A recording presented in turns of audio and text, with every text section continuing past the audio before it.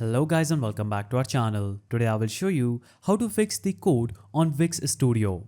So, if your Wix Studio website has broken features or custom codes that's not working, don't panic. In this tutorial, we'll go through a simple method to fix your code using Velo by Wix, that is the Studio editor, and some debugging tips. So go to your Wix Studio project, click the dev mode that you will see here.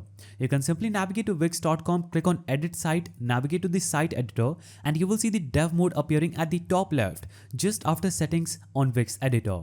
Click on turn on dev mode in this pop-up that you will see, and this will instantly open up your code editor. So enable Velo by Wix if it's not already on your editor, and this will give you access to the code panel, page code and backend files.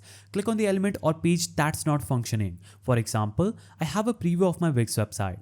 If any of these pages or elements are not functioning, I will click them and that will instantly open that specific element's code. Now, you can also look for any red errors icon or warnings in the code, and you can use the console log inside dev tool, that is bottom panel, to view error messages. You can ensure all brackets, parentheses and semicolons are correctly placed. You can use console.log to check if functions are running, and if you're using asynchronous code, ensure that you have added async and await properly.